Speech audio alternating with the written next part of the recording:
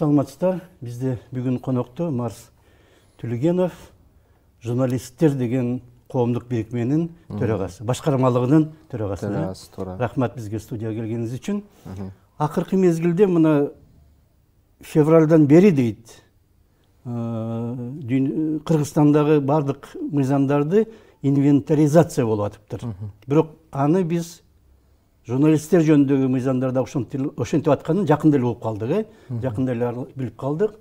Мына жайында майда башталган, анан бирок биз ушу акыркы мына мезгилде гана угуп калдык, бир ай, эки ай ичинде. Сентябрда. Кандай абалда азыр ушул иш? Эми бул сөз башынан болсун, биринчи кезекте саламатсызбы? Сизди ушу убакыт бөлүп бизди сөз берип чакырганыңызга ыраазычылык билдиребиз. Анан эми бул инвентаризация законов деп ошо мыйзамдарды жөнгө салуу, шартка ылайык жашоонун нугуна ылайык өзгөртүүлөр киргизиш керек деген негизде ушул көптөгөн тармактардын мыйзамдарына ушундай инвентаризация деп коет экен, өздөрүнүн юридикалык тил менен айтканда. Бул ушул жазда башталган негизинен. Ошол кезде жаздын күндөрүндө башталып, анан акырындык менен ошол жөнүндө Институт Медиаполиси дагы кабары болуп, анан акырындык менен алар да айтышкан ушундай болот. Жакында ошого кабар болгула журналисттер деп алар бир маалымат чыгарышкан. Анан ошонун негизинде өкмөттө жыйынбы парламентте да маселе көтөрүлүп, анан президенттин указы чыгып, ошо мыйзамдарга жөнгө салыш керек деп. Анан ошонун негизинде Институт Медиаполиси Минюска атайын расмий кат жөнөткөн. Ошол бардык тармактардын мыйзамдары боюнча инвентаризация болот экен, жөнгө салуу, баягы шартка ылайыкташтыруу дегендей кандайдыр өзгөртүүлөр, толуктоолорду киргизүүнүн негизинде. Бирок ошонун негизинде биз дагы ошол массалык маалымат каражаттарына, телерадио берүү тармагындагы ошол багыттагы мыйзамдарга өзгөртүү киргизүүдө сөзсүз түрдө ошо медиа айдыңындагы адистер да катышыш керек деген талап коюлуп, кат жөнөтүлгөн. Анан ошонун негизинде биз дагы журналисттер коомдук бирикмеси дагы ошо Институт Медиаполис менен биргеликте биз дагы кат жөнөтөлүк деп сүйлөшүп, анан биз дагы өзүбүздүн уюмдун атынан кат жөнөткөнбүз Юстиция министрлигине. Анан ошо эки кат кеткенден кийин жообун күттүк, бир топ. Бизди башында бул катка жооп да келишкен жок. Анан бир нече убакыттан кийин телефон менен чалып сүйлөшүп баштадык. Анан ал жактагы жигиттер жооп беришти. Биз бул жерде азыр ал деңгээлге жете элекпиз. Болгону ошо азыр караштырып атабыз, кайсы мыйзамдарды жөнгө салыш керек, өзгөртүү, толуктоону киргизиш керек. Анан ошондон кийин топ түзүлөт. Анан топтон кийин топтун астында дагы топ түзүлөт.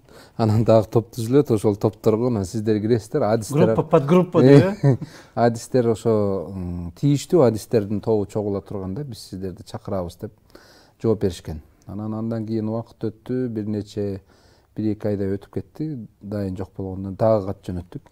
Экинчи жолу ошо Институт Медиаполиси дагы биз дагы эмне болду, бул боюнча биз кабардар Минюстка, Минюстка болбой атабыз, кабар жетпей атат, бизге ошол жөн боюнча кабар берип койгула деп. Анан алар айтышты, биз топ түзүп атабыз, ошол топтун негизинде иштеп атышат деди. Бирок бизди баягы киргизбегенге аракет кылыштыбы же кое туруп киргизели дештиби, ошондой биз толук түшүнгөн жокпуз да. Анан бирок акыры биз суранып атып кирдик ошол топко. Институт Медиаполисинен медиа юрист Нурбек Сыдыков кирди. Үчөө катары журналисттер коомдук бирикмесине мен кирдим. Анан Центр медиа развитиядан Айжамал деген кыз юрист кирди. Ал өзү суранып кирди. Семетей Аманбеков да өзү суранып кирди. Кыйкырып өкүрүп атып, анан Нурдин Дүйшөнбеков деген журналист дагы өзү суранып кирди. Мен да киришим керек деп. Анан ошентип биз ЖМКнын атынан деп биз ошол топко кирдик, чакан топко. Ал жыйынга башында бир катыштык, андан кийин айтты. Мен да өзүм юрист болбогондон кийин мен бир гана Нурбек менен кеңешип аттым, кандай кылабыз, эмне кылабыз десем, Нурбек айтты, азыр бул жерде биринчи баа бериш керек экен. Анан мен айттым, эгерде бул мыйзамдарга өзгөртүү киргизе турган болсок, анда жалпы биз журналисттерди чакырып, аларды кабардар кылышыбыз керек. Мейли көз карандысыз ЖМК болсун, мейли көз каранды болобу же мамлекеттик болобу же коомдук болобу, алар да катышыш керек, талкуулаш керек. Себеп дегенде бул жерде баардыгына тиешелүү болуп атат. Десем, азыр биринчи бир баа беришибиз керек экен. Анан ошо баанын негизинде мыйзамдарга ошону канчалык деңгээлде өзгөртүү, толуктоо киргизиш керек деген баа беришибиз керек экен. Ошол баанын негизинде анан ошого жараша андан кийин өзгөртүү, толуктоо киргизилет экен деди. Анда макул деп анан бир жыйынына катышып, андан кийин экинчи жыйынына катышкандан кийин эле айтышты. бааңарды берип келгиле деп. Анан жок, жаңылам. Биринчисинде өздөрү баа беришиптир. Бизге чейинки топчу өздөрү эле баа берип, момунчалык деңгээлде өзгөртүш керек, могу өзгөртүү киргизиш керек деп чыгарып коюшуптур. Анан ошонун негизинде биз кайра өзүнчө чогулуп, Семетей, Аманбеков, Нурдин Дүйшөнбеков, Айжамал онлайн катышты. Анан Бектур Ибрагимов Маданият министрлигинен, дагы ким? Дагы бирөө бар болчу, ошолор болду. Нурбек Сыдыков. Нурбек Сыдыков, анан мен чогуу ошо Маданият министрлигине барып, ошо Бектурдун кабинетинен отуруп биз баа бердик. Ошол мыйзамдаргачы. Буга мынчалык деле өзгөртүү киргизбеш керек, эми жогорураак баа берсең анчалык өзгөртүү киргизбеш керек деген өңүттө экен. Ошондой бааларды берип жөнөткөнбүз. Андан кийин ортодо дагы тынчып калды. Жыйындар өтпөй калды. Анан бир күн эле биздин медиа айдыңында кеп жүрүп кетти. Алар кандайдыр бир туура эмес нуктка буруп баратышыптыр. Анткени МЕК деген бар экен, меж экспертная группа деген. Ал эң жогорку топ экен. Алар ошол баардык топтор чогулуп келип, ошо МЕКте жыйын болгондо ошенде карашат экен. Ошол жерде МЕКке атайын эмелерди чакырып, институт медиаполисиден адистер чакырып, тиги өзүңөрдүн бааңарды бергиле, анан презентация кылгыла деген өңүттө чакырыптыр. Анан ал жерге мен катышкан эмесмин, чындыгында кандай жүрүштө болду, эмне жүрүштө болду, анын боюнча толук маалымат бере албайм, ачык айтыш керек. Андан кийин ошо институт медиаполиси бизди чакырып, өзүңүз да бар болчусуз, анан кабар берди. Мына ушундай туура эмес жагдайлар болуп атыптыр. Жашыруун кандайдыр бир деңгээлде өзгөртүү киргизүү аракеттери да бар экен дегендей сөздөр болуп атыптыр. Ошон үчүн биз өз убагында өзүбүздүн ага баабызды берип, жалпы чогулуп, медиа айдыңындагы адистер чогулуп, анан кандайдыр бир кайрылуу жасайлы деген өңүттө. Анан ошол 30-сентябрда өттү, жанагы 30-сентябрда. Анан ага чейин болсо биз деген жанагы ошол МЕК деп коет экен, ошо межэкспертная группа деп. Ошонун курамындагы атайын адис бар экен. Ошол адис менен жолуктук. Ал Орус улутундагы ошо кыз экен, юрист экен, бирок медиа айдыңында эч кандай немеси жок экен, тиешеси жок экен. Анан ал киши менен биздин немеге чогулуп, офисибизге, биздин журналисттер коомдук бирикмесинин офисине Семетей онлайн катышты. Нурбек Сыдыков келди, Айжамал келди, анан Нурдин келди. Мен чогуу отуруп, анан биз сурадык. Сиз ошо өзгөртүү киргизип атыпсыз. Сиз ошо атайын дайындалган эксперт экенсиз. Анан эми сиз ошого баа берип атканда эмне үчүн сиз ушу медиа айдыңындагы адистер менен, мына институт медиаполисинин юристтери турат. Алардын өзүнүн баасы турат ушул мыйзамдарга болгон. Андан башка дагы адистер бар, журналисттердин арасында деле юристтер бар. Алар деле түшүнөт. Ошонун негизинде эмне үчүн силер алар менен акылдашып койгон жоксуңар десек, ал киши айтты, мен буга чейин мага болгону эксперт деп мен жалдадыңар. Анан ошонун негизинде мага ошол институт медиаполисинин анализин берген колума, ошонун негизинде иштеп атканмын мен. Анан силер менен деле мен жолугушууну каалагам, бирок кимге чыгаарымды билбей жүргөм деген өңүттү айтты да. Анан биз айттык, мына биз чогулдук, сизди чакырдык, бирок чакырсак ошол замат эле макул болду, эч кандай неме кылган жок. Макул, мен силер менен жолугууга даярмын деди. Эч кандай менде жашыра турган эчтеке жок. Ал деле анчалык деле мындай немеси жок. Оюңарды айтсаңар, мен ошол силердин оюңарды эске алып, өзүмдүн баамды ошол берип атканда силердин оюңарды эске алып туруп, мен ошол жерге жазып өткөрүп берем. Жогору жактагы ошо группалардын башында турган топторго деди да. Анан биз ошону менен көңүлүбүз тынч болуп, анан бул кишинин деле оюн уктук. Эми жалпы жыйында чыгаралык деп 30-сунда жана жыйын өткөрбөдүк, бага сиз да өзүңүз да катыштыңыз. Мен тилекке каршы ден соолукка байланыштуу катыша албай калдым. Ошо анан журналисттер көз карандысы союзу менен журналисттер коомдук бирикмеси биргеликте ошо медиа айдыңындагы журналисттерди, медиа эксперттерди чогултуп, кыргыз тилдүү, орус тилдүү дебей журналисттердин баардыгын көз карандысыз, анан коомдук телерадио берүүдүн өкүлдөрүнүн баарын тең чакырып, анан ошенден кайрылуу жасадык да. Анан ал кайрылуу кетти. Ал кайрылуу биздин журналисттер коомдук бирикмесинин атынан президенттин администрациясына, жогорку кеңешке, анан ошол межведомственный экспертный группанын башында Акылбек Жапаров турат экен, ал кишиге жолдомду, анан юстиция министрлигине жолдодук да. Анан ошонун жообун күтүп атабыз. Азыр анткени 10 күн баа күтүш керек да мыйзам боюнча жоопту. Эми аларды деле түшүнөбүз, ал жакта кагаз көп, анын үстүнө момундай азыркы заманда оош кыйыш болуп атат. Өзгөрүп кетти. Багыттар өзгөрүп атат. Ал эле эмес, мына өкмөт да өзгөрүп кетти, толук курам өзгөрүлө жүрүп кетти. Анан биз ошолорду түшүнүү менен 10 күн күткөнбүз. 10 күндөн кийин анан биз баштадык расмий түрдө аларга кайрылып кат жүзүндө жооп бергиле деп. Анан мына азыр бияка келердин алдында да юстиция министрлигине кайрылсак, силердин катыңарга жоопту биз даярдаганбыз болгону азыр өзүңөр билесиңер, өзгөрүү болуп кетти. Анан ошо жетекчи кол койсо, анан ошонун жообун беребиз дегендей болуп атат да. Анан эми кандай жооп берет, аны күтөбүз.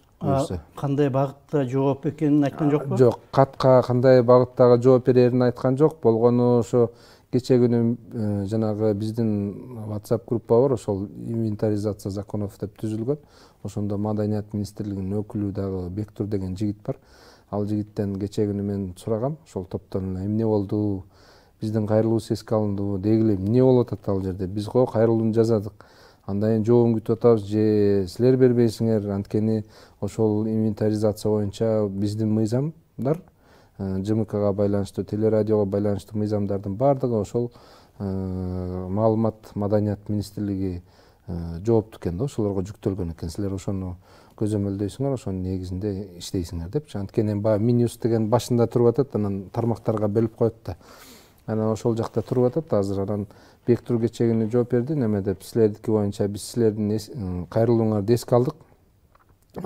Баардык ошол кайрылуудагы белгилеген маселелерди эске алып, ошол боюнча эле калмай болду буюрса. Болгон бир гана өзгөрүү бул жанагы азыр кабинет министров деп аталып калган, министрлер кабинети деп аталып калгандыктан ошол мурунку жазылган өкмөт деген жазууну министрлер кабинети кылып өзгөрткөн табыз деген. Компьютерге салса аны жарым саатта жазып койсо болот. Эми аны ошо жарым саатта жазып койсо болот. Биздин мыйзамдар деле анчалык деле чоң көп барактан турган мыйзамдар эмес да. Анан ошону киргизип атабыз, анан долбоорун кайра силерге баарыңарга жөнөтөбүз деди. Кабатырланбагыла, жөнөтөбүз, анан силер өзүңөр карап, медиа юристтериңер карап, анан бааңарды бересиңер, андан кийин дагы ошого жараша иш кылабыз деди да. Анан эми бул бир четинен жакшы, жооптун өзүнүн болгону, биздин кайрылууну эске алгандары бул жакшы, кубандырарлык нерсе. Анан бирок алдыда ошол кабинет министрлер деп өзгөрүү киргенден кийин кандай өзгөрүү кирип кетет деген дагы мындай чочулоо болуп атат да бизде. Анткени эми баары бир өзгөрүү кирип калып атат да. Туурабы? Анан юристтер менен бул жерде өтө кылдат иштешибиз керек. Себеп дегенде алдыда дагы көп жумуш болот го бул боюнча. Эгерде чындыгында калтыра турган болсо, анда жакшы. Эгерде кандайдыр бир кол башка бир нукта өзгөрүп кете турган болсо, бул ойлондура турган нерсе да. Мына маалымат каражаттары тууралуу мыйзам Кыргызстанда 92-жылы кабыл алынган, Анын алдында СССРдин ошондой мыйзамы чыккан 90-жылы, жанагы укук министри болуп турган Федотовдун эмеси менен чыккан. Аябай жакшы закон болчу ошол кездеги. Андан бери сөз эркиндиги Кыргызстанда дегеле башка мамлекеттерде, кошуна мамлекеттерде чектелип баратат. Ошол деңгээлдеги ойдон калса жакшы болот эле да, ошол мыйзам нормальный эле, жакшы. Ошонун негизинде өнүкпөдү биздин сөз эркиндиги дегеле баары. Ага жанагыдай техникалык эле нерселерди киргизип койсо, аны өтө деле чоң бир даражанын кереги жок, аны билгендей, юрист болуп, же эмне кылып. Секретарь адам эле жазып коюшу мүмкүн да, жанагыдай азыр МАМКАП деген сөз чыгыптыр. Ошентип атабы? Минкап деп. Министрлер кабинети деп, Кабмин деген сыяктуу да, Минкап деп. Кыскартылган. Ошону эле эметип койсо болот да, алмаштырып койсо. Тигинин өзүнүн багыты, идеясы, идеологиясы ошо ойдон калса, менимче жаман эч нерсе жок да. Ооба, мисалы биз канча мына 30 жыл болду атат да, биздин өлкө эгемендүүлүктү алган. 30 жылдан бери ошол канча деген ЖМКлар ошол мыйзам негизинде иштеп келатат. Ал мыйзам ошол эле иштеп аткан өкмөткө деле, ошол эле жогорку кеңеш, парламентке деле же башка мамлекеттик органдарга деле кандайдыр олуттуу деле мындай аларды кыйнай турган деле мыйзам эмес. Аларга деле жолтоо кыла турган мыйзам эмес. Бул бир гана биздин ишмердүүлүктү жөнгө сала турган, биздин ишмердүүлүктүн жоопкерчилигин көрсөтө турган эле мыйзам болуп атпайбы. Бул мыйзам азыркы күндө өзүнүн орду бар. Жана буга чейин деле орду менен иштеп келген, эч кимге эчтеке кылган эмес. Ушуга чейин биз сөз эркиндигин кенен кесир айтып келгенбиз. Керек болсо ошо өлкө башында турган адамдар да ошо мыйзам негизинде иштеп, жооп мындай кандайдыр бир маалыматтарды чыгарып коомчулукка коомчулук кызыктар болгон маалыматтарды коомго жар салынып келгенде ушул мыйзамдын негизинде иштеп келатабыз да баардык ЖМКлар, журналисттер, эркин журналисттер. Андыктан мен ойлойм бул азыр мыйзам анчалык деле чоң олуттуу өзгөрүүгө мажбур эмес. Биз мына ушунун деңгээлинде иштеп келатабыз. Мына мен журналистикада келатканыма 20 жылдан ашты. Кудайга шүгүр да. Эч кимге мындай тийишпейт. Жакшынакай эле мыйзам иштеп аткан. Буга тийүүнүн канчалык кажети бар экенин биз ошо түшүнбөй атабыз дейм. Эмнеге мынчалык ушул мыйзамга өзгөртүү киргизиш керек? Андан башка ошол 92-жылдагы мыйзамдан тышкары дагы кайсыларды өзгөртөбүз деп атат? Жанагы жалпыга маалымдоо каражаттары жөнүндө мыйзам, анан телерадио берүү жөнүндөгү мыйзам, жана коомдук телерадио берүү корпорациясы жөнүндөгү мыйзам. Төртүнчүсү доступ к информации деген го, же профессиональный деятельность деген? Профессиональный деятельность, жана кесипкөй ишмердүүлүк боюнча. Анан жана доступ информация боюнча дагы жанагы маалыматка жетүү боюнча мыйзамда дагы өзгөртүү бир аз болуп атыптыр деп дагы өткөндө ошо 30 сентябрда жыйын болгондо анда дагы юристтер айтышпадыбы? Анда 5 болуп калып атат. Ошондо дагы чоң бир өзгөрүү болуп атыптыр. Ошол дагы бизди тынчсыздандырат деп биз ошол жерде адистер биздин кесиптештер кеп кылышпадыбы? Семетей Аманбеков айтты, Айжамал айтты, Центр медиа развитиядан юристи. Анткени ал жерде өзгөрүү болуп кете турган болсо, ал дагы биздин ошол ишмердүүлүккө, кесипкөй ишмердүүлүккө болгон журналисттердин ЖМКга болгон мыйзамына кандайдыр деңгээлде айкалышы бар да. Себеп дегенде биз журналисттер, жалпыга маалымдоо каражаттарынын өкүлдөрү ошол кайсыл бир кабарларга, маалыматтарга биздин жетүү мүмкүнчүлүгүбүз болуш керек да. Анан эгерде ал жерде толук кандуу өзгөрүү болуп калса, анда дагы чоң биздин ишмердүүлүгүбүзгө тоскоолдук жаралып калышы мүмкүн. Мисалы, буга чейинки ошол тармактагы мыйзам деле ошо биздин ишмердүүлүгүбүзгө кандайдыр бир шарттарды түзүп келген. Мисалы, ошо мамлекеттик органдагы жетекчилердин журналисттерге берген суроосуна, кат жүзүндө кайрылуусуна маалыматты убагында берүү канча күнү каралган. Бирок ал жерде дагы бир нерсеси бар болчу, ошол кийинки учурларда жана кодекстерге өзгөрүү кирип кеткенде, ошол мамлекеттик кызматтагы, жогорку даражадагы мамлекеттик кызматтагы адамдар маалымат бербегендиги үчүн жоопкерчиликке тартылбай кала турган жагдайлары каралып атат деген маселе көтөрүлгөн да. Анткени мурдакы мыйзамдарда ошондой бар болчу да. Эгерде бербей койсо жоопко тартылып, же кандайдыр бир деңгээлде чара көрүлүп, ага маалымат берген жоксуң деген.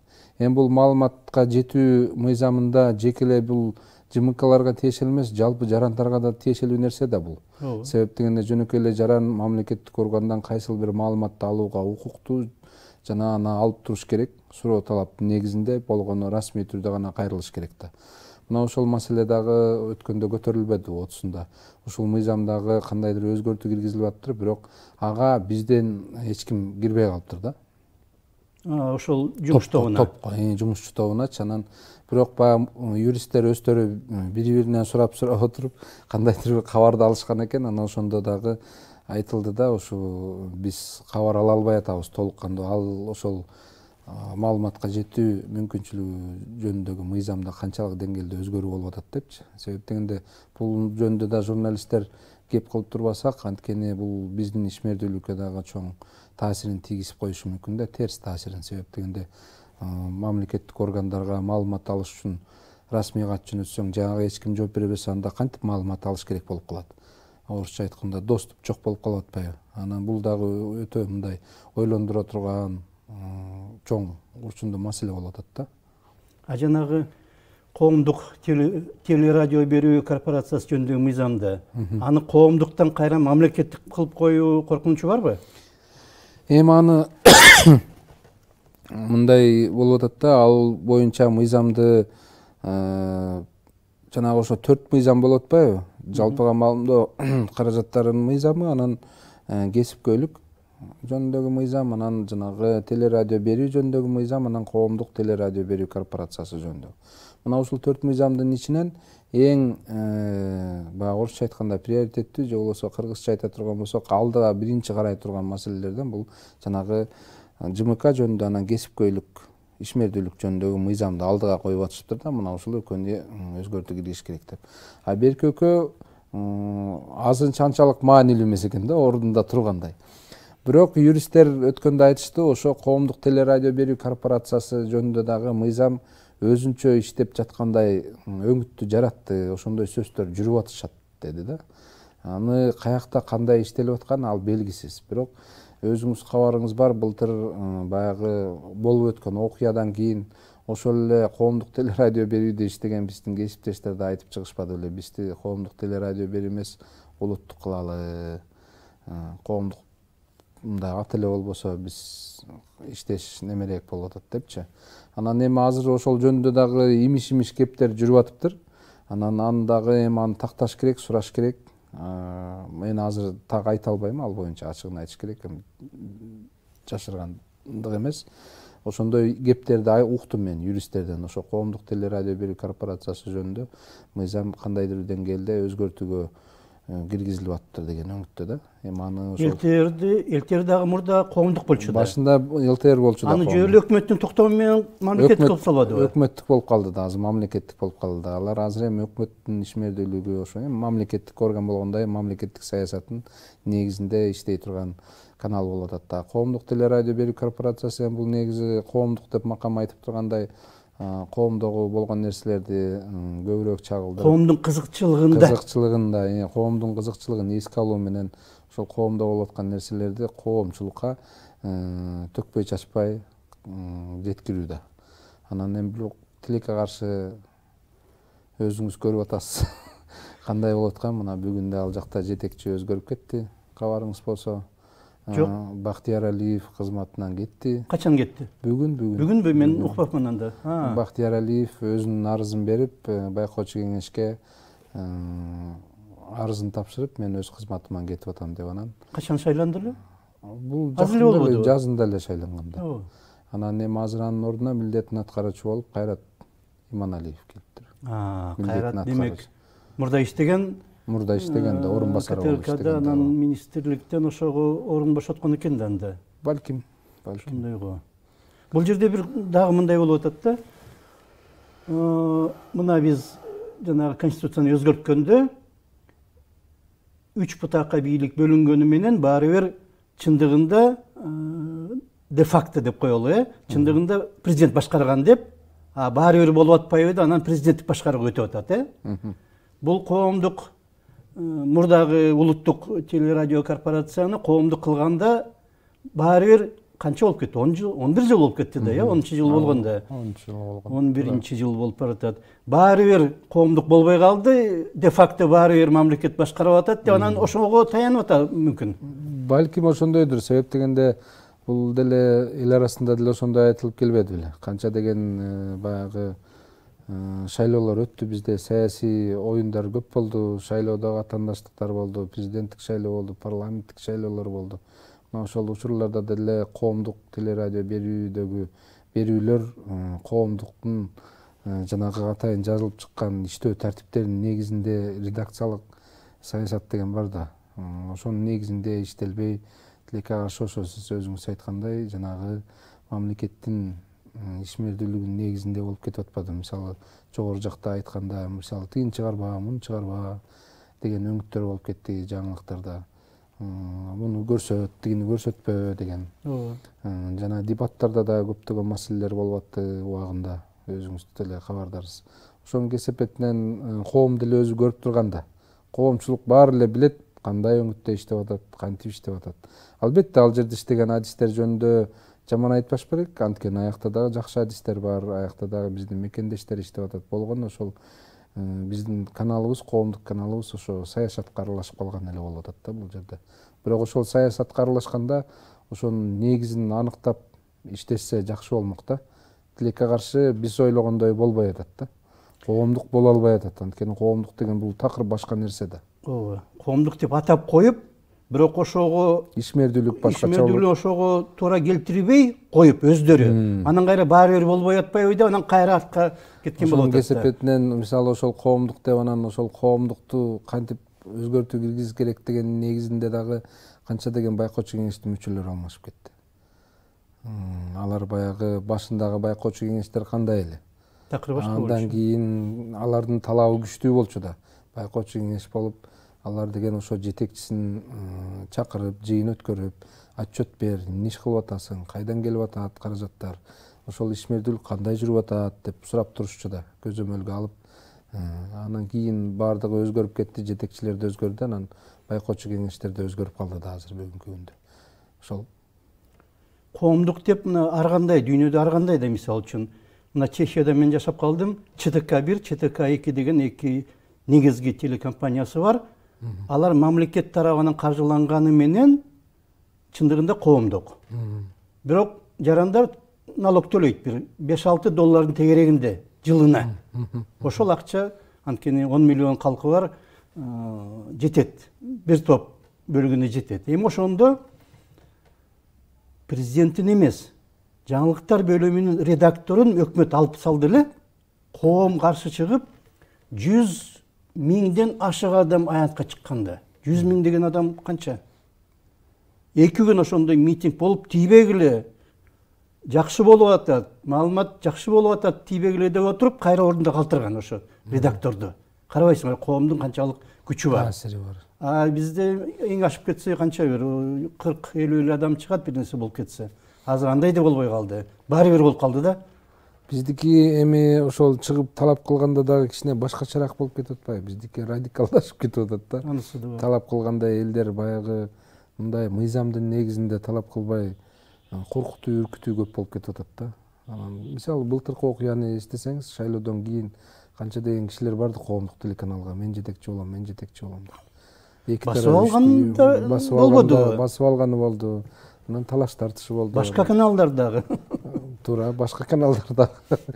Анан ошол биздин тилекке каршы ошондой көрүнүштөр абдан башка өлкөлөргө, өнүккөн өлкөлөргө, коңшу өлкөлөргө башкача өңүттө көрүнүп калганыбыз аябай кишини ойлондурат да. Мисалы эми биз медианын өкүлү болуп аткандан кийин ошол деңгээлге жетпей, башкача өңүттө ошол медиа тармагындагы адистер баарыбыз чогулуп чечкенде башкача болмок да. Бирок тилекке каршы орто жылда бөлүнүп кетип атпайбызбы? 30 жылдын ичинде коомдагы бир топ бузулбадыбы? Ошол кездеги жанагы 89-жылдардагы митингдер кандай болгон, Биздин мына Бишкектеги Борбордук аянтта коммунизмге каршы, коммунисттик идеологияга каршы эч кандай мародёрчулук болгон эмес. Баары сыпайы, тынч, эч кимди баягы намысына тийип бирдеме деп сүйлөгөн эмес. Жалпы мындай коомдук эме болгондо, мындай тартип болгон, коомдук мындай аң сезим ошол кезде жогору болгон. Азыр таптакыр бир деградация болуп кетти да. Коомдо дагы и маалымат каражаттын ичинде дагы. Туура, анткени элдин аң сезими, анан заманга жараша эл дагы баягы кандай болгон күндө дагы билимдүү болуш керек го деп ойлойм да мен. Канчалык деңгээлде болбойлук, мисалы азыр көптөгөн адамдар бар, башкаруу тармагында иштеп жүргөндөр. Билими бар, бирок ал кандай деңгээлде алынган билим деген маселе бар да. Ал чындыгында ошо билимге сугарылып, билим алып, ошо билим алайын деп билимдүү кишилер менен чөйрөдөсүндө жүрүп, анан келип билимдүү болуп ошо жетекчи болгонбу же башка тармакта жүрүп эле капилеттен ошол чөйрөгө аралашып калып, анан жетекчи болуп калганбы деген маселе да. Анан эми биздин ЖМКлар жөнүндө айта турган болсок, бизде азыр массалык маалымат каражаттары бир топко бөлүнүп кетпеди. Ооба. Ачыгын айтканда. Бирдиктүү мындай бир эме жок, ынтымак жок. Мисалы, мурда мен билгенден 2 келе бөлүнчү кыргыз тилдүү, анан орус тилдүү эле журналист депчи. Анан тилекке каршы азыр кыргыз тилдүү, орус тилдүүсү деле бар, бирок андан тышкары дагы мисалы жеке менчиктин көп түрү болуп кетти да.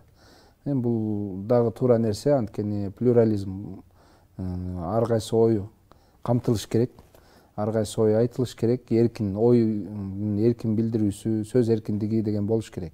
Бирок көз карандысыз журналисттер арасында дагы туура эмес багытта кетип калгандары дагы өкүнүчтүү болуп атат. Себеп дегенде мисалы мен жанагы журналисттердин ЖМКлардын үстүнөн карай турган, даттанууларды карай турган комиссиянын мүчөсү катары дагы ошону баса белгилегим келет. Себеп дегенде редакциялык саясаты кайсыл бир башка өңүттө кеткен көптөгөн ЖМКлар бар. Жөн эле баягы каралап чагылдырган материалдар да болот. Мына ошол бизге келип түшкөндө ошонун негизинде караганда абдан уяласың, өкүнөсүң. Ушундай биздин кесиптештер ушундай жолго түшүп бараткандыгы өкүндүрөт. Анан бир четинен алып карасаң, эми ал бул социалдык мукташтык, социалдык экономикалык жагдайдын алып барганы. Алар дагы баягы эптеп жашаштын амалы кылып ошол нерсеге барып атат да. Бирок бир чоң маселе бар да, биздин Кыргызстандын журналистикалык этикалык кодекси бар. 23 энеден турган. Ошол 23 энени сактап эле иштесе биздин кесиптештер бардык жагынан корголот эле дагы, өзүнүн кандайдыр бир ишмердүүлүгү, багыты, кадыр баркы дагы ордунда сакталмак да. Тилекке каршы биз ошол этикалык кодексти иштегенде эске албай атат биздин көптөгөн кесиптештер. Анан түздөн түз эле караламай өтүп кеткен учурлар да болуп атат. Бул дагы абдан өкүнүчтүү да. Анан мен каалайт элем ушу биздин журналисттерди, Кыргызстандын медиа айдыңындагы биздин кесиптештерди келиңиздер, убакыт эле келип тутту го, ары бери чуркабай өзүбүздүн ордубузду тапсак, бир багытта иштесек, биримдикти болсок, анан жанагындай ортодо башка жолго азгырып кете турган тараптарга биз туруштук берет элек да. Анан биз ар кимибиз чачырандуу болгондуктан улам алар да ошол нерсени байкап, анан буларды кой сөз эркиндигине кандайдыр бир деңгээлде башка нуктан өтөлү деп ошондой капталдан туура эмес жагдайлар көрүнүп кетип атат да. Анан мен айтат элем, ошол баарыбыз ушул мыйзамдарды сактап калыш үчүн бириксек, баарыбыз бир үндөн чыксак, анан жакшы болот эле да. Өзүбүздүн укугубузду, ишмердүүлүгүбүздү коргоп калганга. Себеп дегенде, мисалы биз коргоп калалы деп чыгып атсак, башкалар да башка үңүттө сүйлөп койсо, анда айтат да, демек булар өздөрү бирөө бирди айтат, экинчиси бирди айтат, демек буларда өздөрүндө кандайдыр туура эмес түшүнүктөр бар турбайбы, демек анда өзгөртүү киргизиш керек деген чечим чыгып калышы мүмкүн да. Ошон үчүн баарыбыз биримдикте болсок, анда жеңиш бизде болот беле дейм да. Убактыбызды аяктап калыптыр, 30 мүнөт. Рахмат сизге. Бизде конокто Марс Төлөгенов болду, журналисттер деген коомдук бирикменин жетекчиси. Рахмат. Рахмат сизге. Сау болуңуз. Саламатта болуңуздар.